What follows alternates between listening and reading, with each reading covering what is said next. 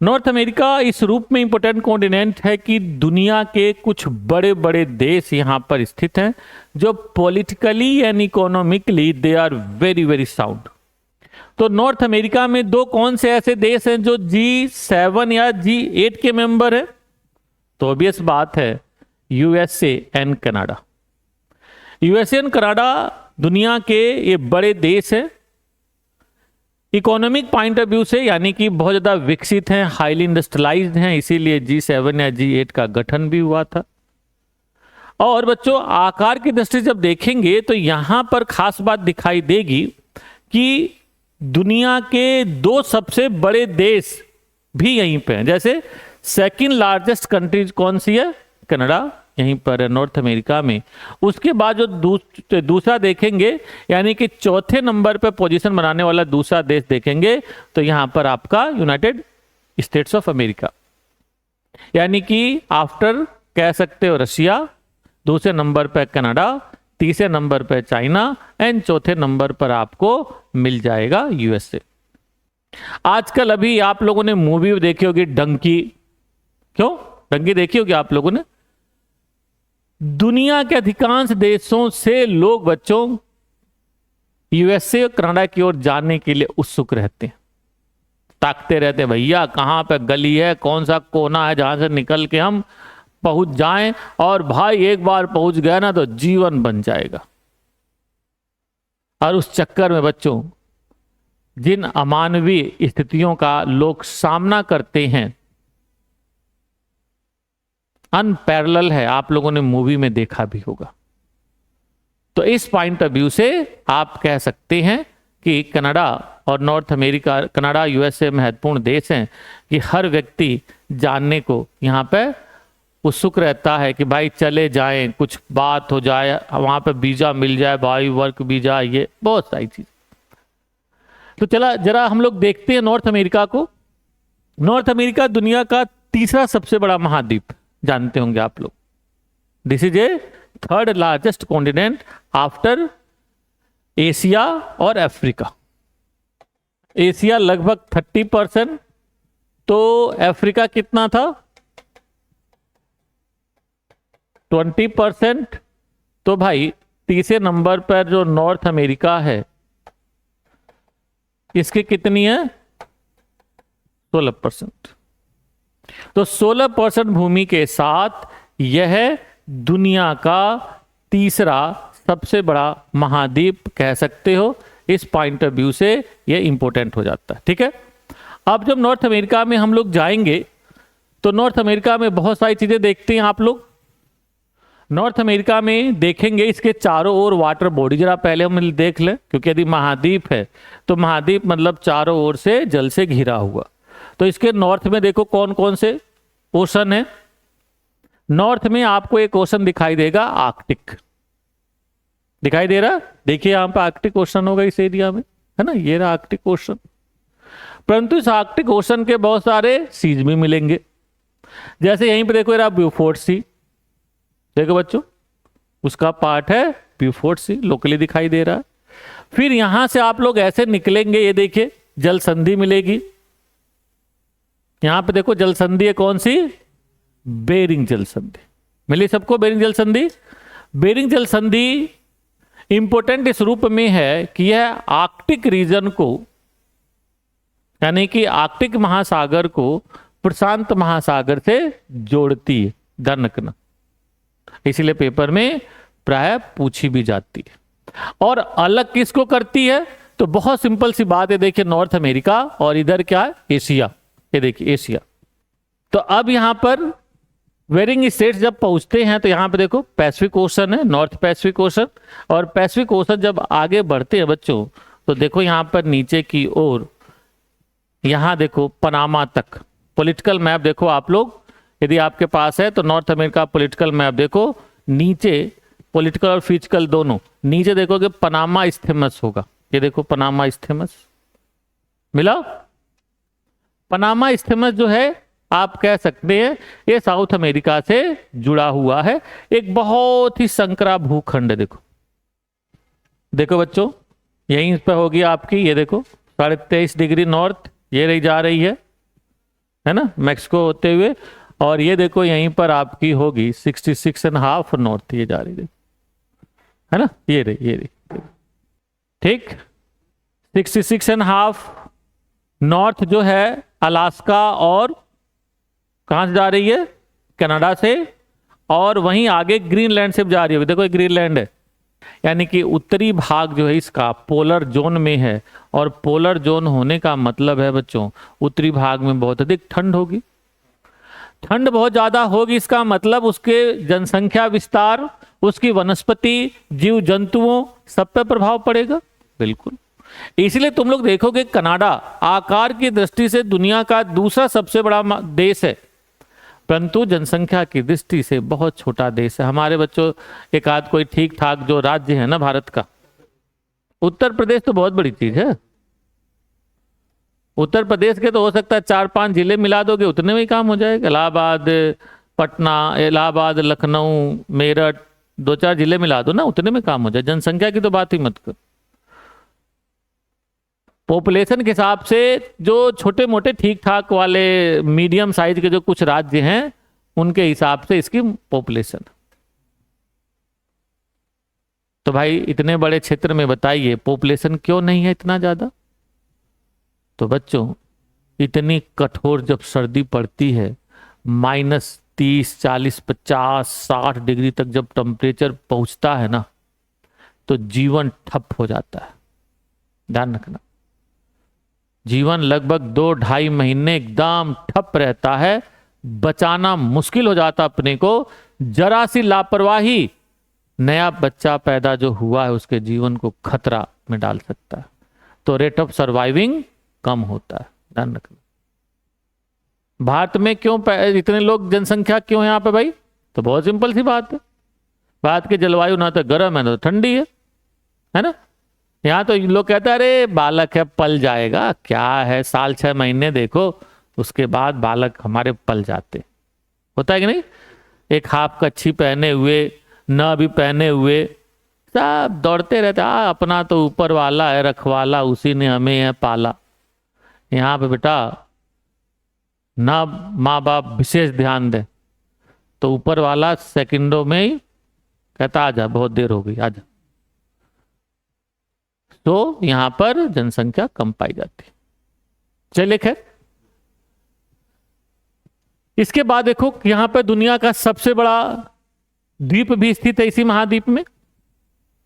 ये देखिए दुनिया का सबसे बड़ा द्वीप ग्रीनलैंड यहीं पर। यहां विंटर में कितनी हार्श क्लाइमेटिक कंडीशन होती है, अपने एटलस के नेक्स्ट टू नेक्स्ट पेज पे जाओ, पेज नंबर 83 पर, 83 84 पर सेकंड मैप देखोगे तो उसमें लिखा होगा -66। ये जो सेकंड मैप है देश है ना, यहां पे देखो -66, यानी कि इतना ठंडा रहता है, इतना ठंडा, एक्सट्रीम कोल्ड। ठीक है, तो ये बताइए यहां पे कोई लोग रह पाएंगे क्या। यानी कि दूसरी बात ये कहा जाए उत्तरी अमेरिका का सबसे ठंडा स्थान कौन सा है, ग्रीनलैंड।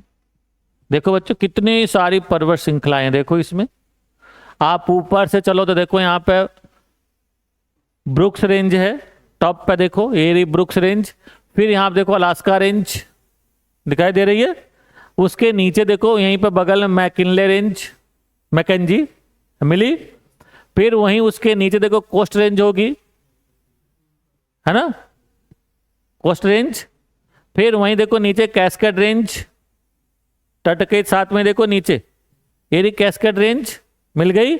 फिर उसके नीचे थोड़ा और देखोगे तो मैं सियरा माद्रे होगी, सियरा नेवेदा मिल रही है, और नीचे देखोगे सियरा माद्रे होगी, और लिखा होगा eastern Sierra Madre, western Sierra Madre लिखा है।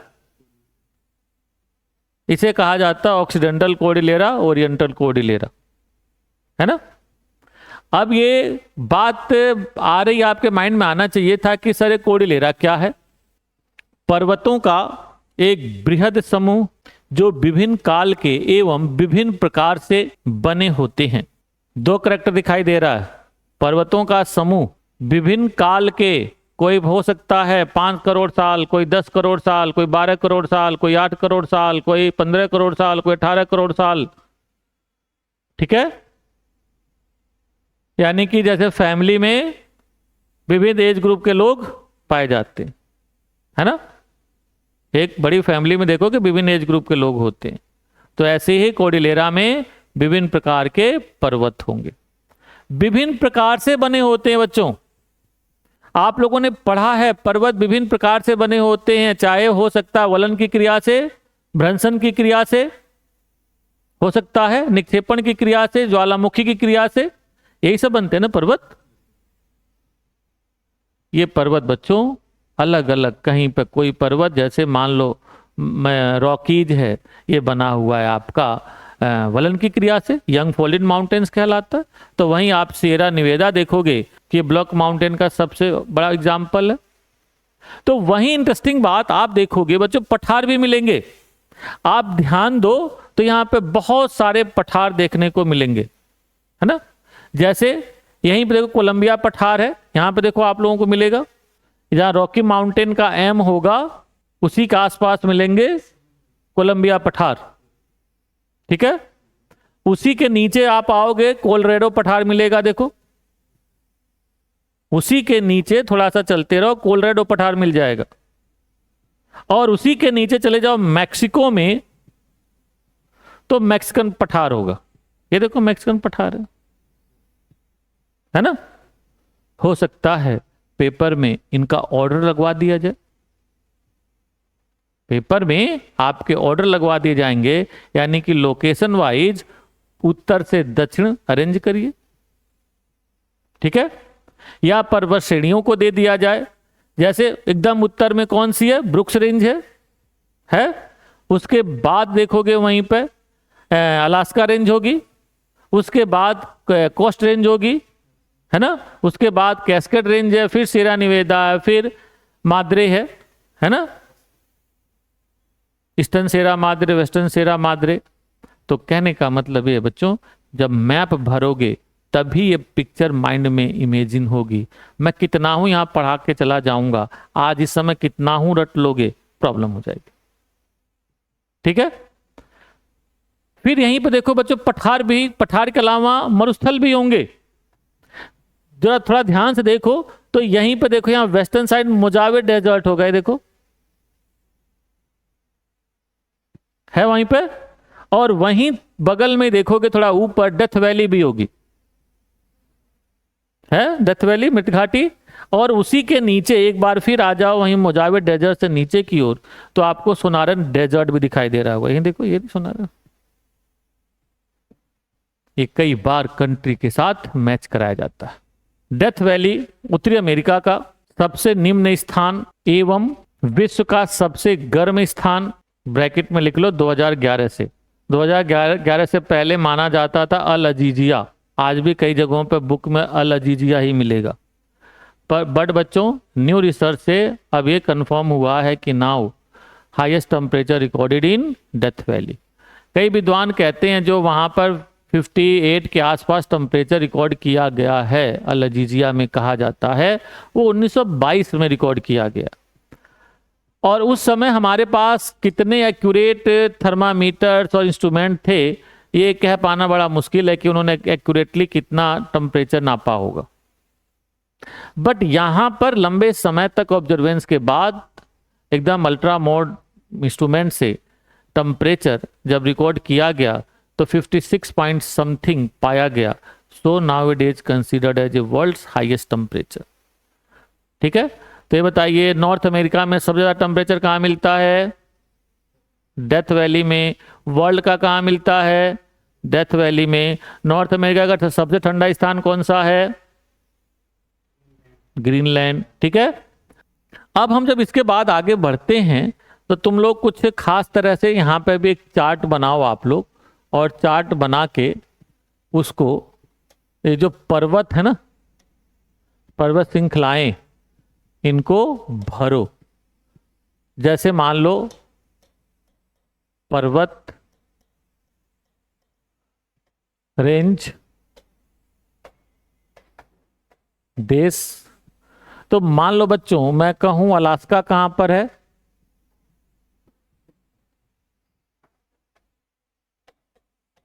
जल्दी से बनाओ फटाफट, कौन से देश में है?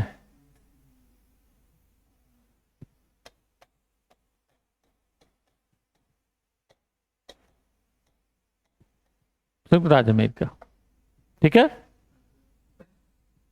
खास बात क्या है?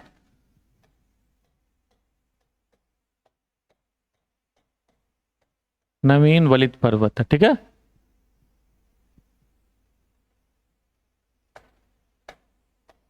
नवीन वलित। दूसरा वहीं पे ब्रुक्स रेंज, ये भी कहां पे है? संयुक्त राज्य अमेरिका। सब नवीन वलित पर्वत हैं। फिर रॉकीज, रॉकीज ये कहां है बच्चों?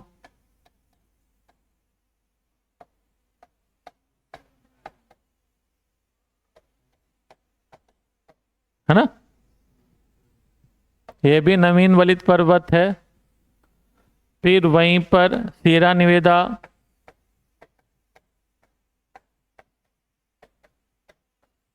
ये कहां पे है?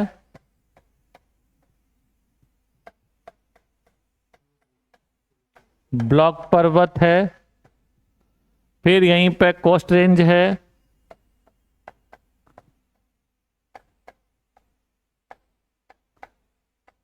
क्या है?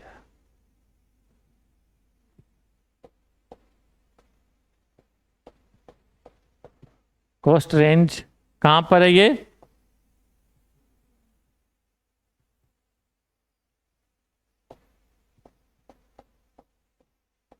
कनाडा और यूएसए में। कास्केड रेंज कहां है?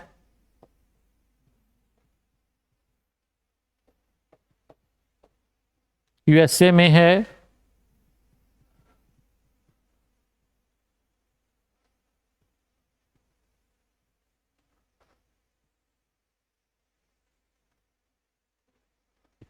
कैस्केड रेंज है तो सही वहां पे।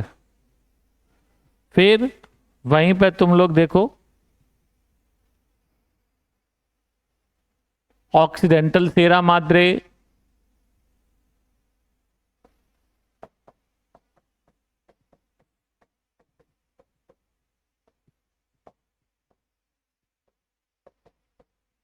ऑक्सीडेंटल मतलब पश्चिमी, और ओरिएंटल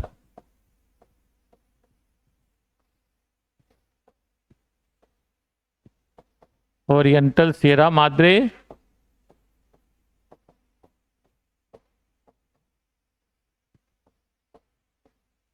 ये कहां पे है? मैक्सिको में।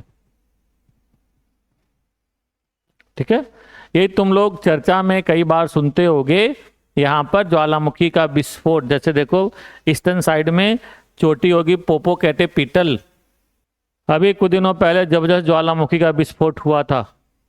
ठीक है, तो ये सब नजर आपकी होनी चाहिए बच्चों, जितनी करंट के साथ आप कंबाइन करेंगे। ध्यान रखना ज्योग्राफी के ज्यादातर क्वेश्चन करंट से जोड़ के पूछे जाते हैं, जितना कंबाइंड होंगे उतना ही बढ़िया होगा, ध्यान रखिएगा। चलिए खैर, तो मैक्सिको, ये सारे रेंजेज आप लोग ध्यान रखिएगा।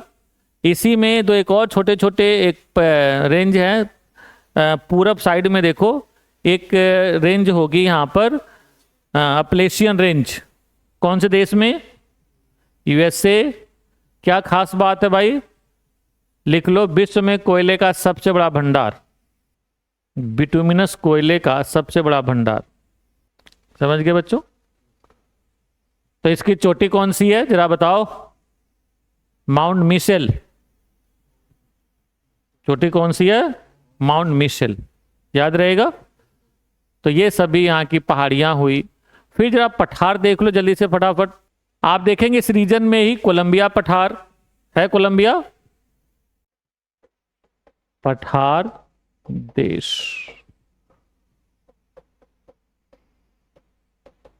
कोलंबिया पठार कौन से देश में बच्चों? यूएसए। ठीक है, फिर वहीं पर कोलोराडो पठार,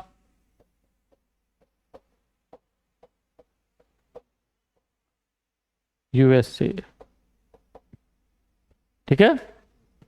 देन फिर वहीं नीचे देखोगे मैक्सिकन पठार,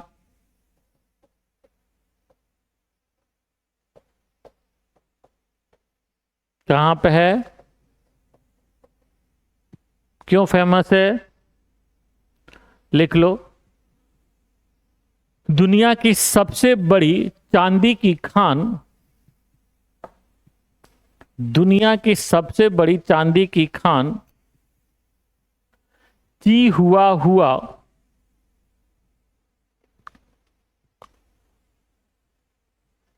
चिहुआहुआ यहीं पर स्थित है। और आप लोग एक कुत्ते की स्पेशल वैरायटी भी सुने होंगे, देखे भी होंगे, कुत्ता चिहुआहुआ। एक छोटा कुत्ता आता है, इतना सा ही होता है, भौंकता बहुत ज्यादा है, पा पा पा पा, बहुत तेज भौंकता रहता है। यदि एंट्री कर गया और बड़ी बिटर आवाज होती है, बहुत भौंकता, परंतु बच्चों खास बात है इसका बाइट इतना स्ट्रांग होता है ना, जो वो मोटे मुंह वाला बुलडॉग, कौन सा बोला, बुलडॉग है कि नहीं वो, अरे बड़ा आजकल खतरनाक बैन किया हुआ है, बुलडॉग नहीं, वो कुत्ता आता है ना जो बैन किया हुआ है, जो अभी 6 साल भर पहले कानपुर में एक महिला को खा गया था अपने मालिक को ही, वो कुछ बोलते तो हैं, देखो वो याद नहीं आ रहा। जैसे उसका उसका तो मुंह थोड़ा बहुत बड़ा होता है, तो उसका जो पकड़ लेता है ना, बाइट करता है, तो वो फिर वो खींच के ही हटता है, वो उसका फिर रिवर्स नहीं, लॉकिंग इतनी जबरदस्त होती है कि वो लॉकिंग करके बाहर ही आता है।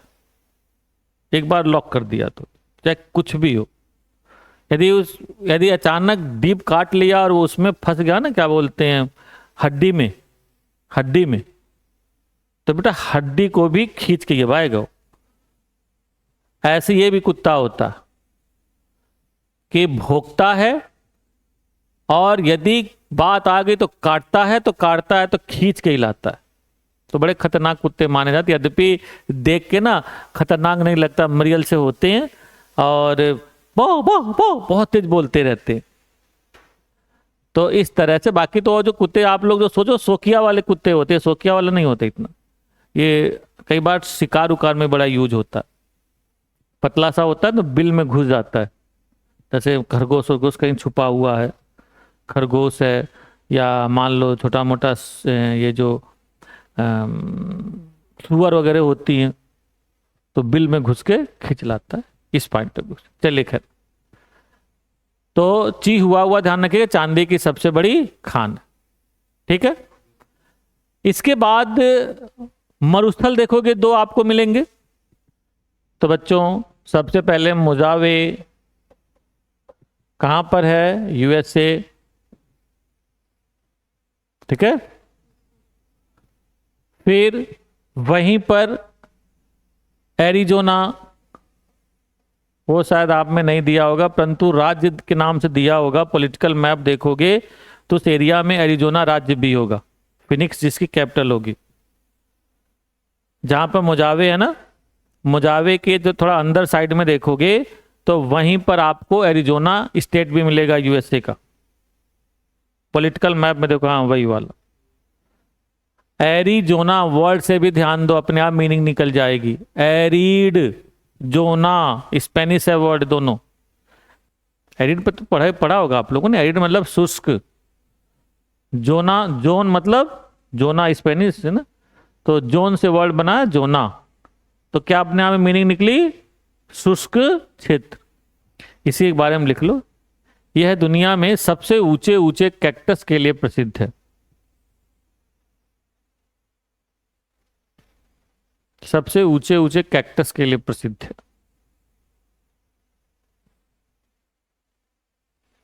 समझ गए आप लोग।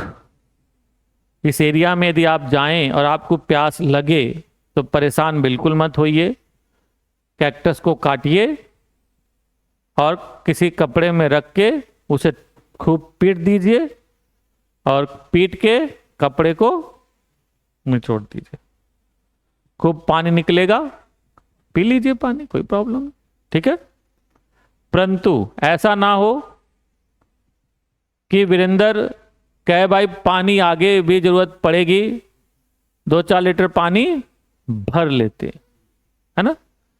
तो 2-4 लीटर पीट के वहीं पानी भर लिया और फिर पता चला 4 घंटे बाद पिया पानी, 2 घंटे बाद, तो उस समय फिर डांस कर रहा है, बिन पिए मुझ पे नशा छाया है, और ये कैक्टस ने क्या गजब ढाया है। समझ गए बच्चों। तो ये बात ध्यान रखना कि पानी यदि आपने रख दिया तो फर्मेंट हो जाता है, और पानी फर्मेंट होते ही तुरंत अल्कोहल बन जाएगा। है ना। आप लोगों ने सुना होगा ब्रांड टकीला। टकीला सुना, गाना सुनते तो दैट टकीला, पता नहीं क्या क्या, मूवीज में भी सीन देखे होंगे। हाँ, हनी सिंह के गाने में और बॉलीवुड गाने में भी कईयों में सुनोगे आप लोग। तो यही टकीला बेटा इसी से बनती है। यहाँ की जो एक सुगारू नाम की कैक्टस होती है वैरायटी, उसको लाया जाता है काट के, और फिर उसको खास तरह से क्रश किया जाता, पानी निकलता, फिर उसे फर्मेंट किया जाता। After long fermentation it converted as a alcohol. ध्यान रखना। तो ये इस पॉइंट ऑफ व्यू से पूरा डेजर्ट बहुत फेमस है, दोनों ध्यान रखना। फिर आगे मुजावे के जस्ट नीचे देखोगे सुनारन होगा। ये किस देश में है, जल्दी से लिखिए, मैक्सिको में। यहीं पे वो खास सुगारू डेजर्ट वो मिलती है, जो वो है कैक्टस है। तो इस तरह से इन सभी को हमेशा ध्यान रखा करो।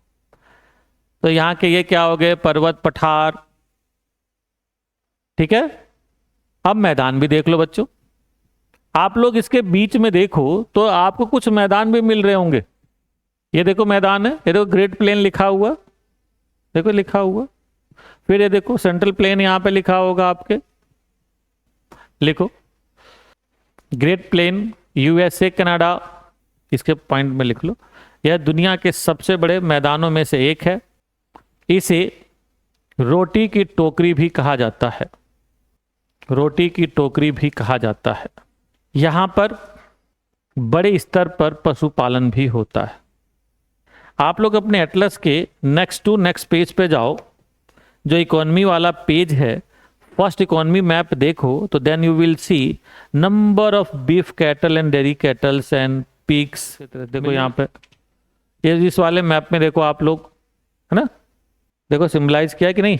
ये देखो यहाँ पे सिंबलाइज किया हुआ, काउज दिखाई दे रहे हैं, देखो यहाँ पे डेयरी कैटल, बीफ कैटल्स। तो ये एरिया फिर वहीं पे देखो गेहूं होगा, देखो गेहूं की खेती हो रही होगी, कॉटन की खेती हो रही होगी, शुगर केन की खेती हो रही होगी। मिल रहे बच्चों नहीं। तो इस तरह से ये एरिया इंपॉर्टेंट है।